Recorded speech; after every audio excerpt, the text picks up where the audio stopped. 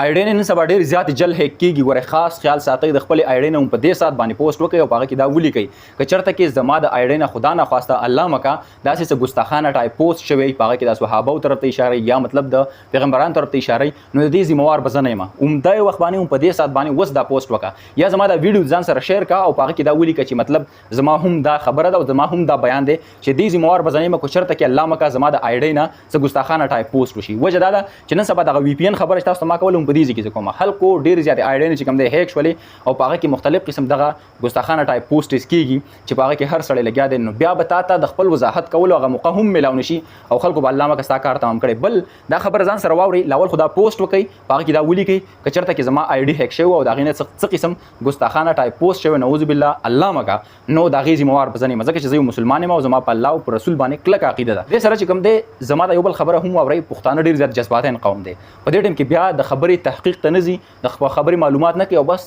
خپل هغه عمل کوي. نو د خبرې مطلب دا دی چې لږ شان انویسټیګیشن به تاسو هم کوئ که چېرته کې الله مکه د یو کس د آی ډي نه دغه شان کې پوسټ کېږي هغه به ولې داسې پوسټ کوي خو څه مسله به وي څه ایشو به وي. نو دغه شان کې وی پی ان خبره چې ما کوله نو هغه په دې ځای کې زه کوم چې خلک لګیا دي هیکران لګیا دي او ستاسو آی ډي نه هیک کوي نو په دې ځای کې تاسو خاص خیال ډېر زیات کوئ وی پی ان نه لږ شان کې ډډه وکړئ چې څه وخت بعد نیټورک ټیک شي هر څه ټیک شي نو بیا کوئ که نه دغه ستا فیسبوک دی چېرته خوځي نه نو لږ شانته کې د وی پی ان او دې شیزونو نه ځان وساتئ. هیکران ستاسو موبایل چې کوم دی ستاسو فیسبوک آی ډي دا ډېر زیات په اسانه باندې ستا د وی پی ان په تھرو باندې هیک کولی شي. وی پی ان ټرسټیبل شیز نه دی دا فری وی پی ان چې کوم دي هغه پیډ وی پی ان چا په روپو باندې اخیستی او پیسې پې ورکړي نو هغه بیا هم سیکیور دی او هغه ته هم څه قسم مسله نه جوړېږي ځکه چې هغه رجسټر وی پی ان دي په هغه باندې خلکو پیسې ورکړي. خو دا فری چې کوم د پلی سټور نه تاسو ډاونلوډ کوئ نو په دې کې ډېرې زیاتې مسلې ستاسو آی ډي پې کله هم هیک کېدلی شي او بیا دا مسله الله مکه ډېره زیاته عامه ده نو تاسو ته هم دا مسله جوړېدلی شي. بهرحال په دې خبرو کې ډېر زیات احتیاط کوئ تاسو په خپله باندې هم بیا انویسټیګیشن کوئ چې آیا په واقع د دې کس دا پوسټ کړی دی که نه هغه ته داسې د خبرې هغه موقع ورکوئ. بهرحال زما دا ویډیو د ثواب په نیت باندې شیر کړئ کیدای شي زما په دې ویډیو باندې د چا ژوند بچي.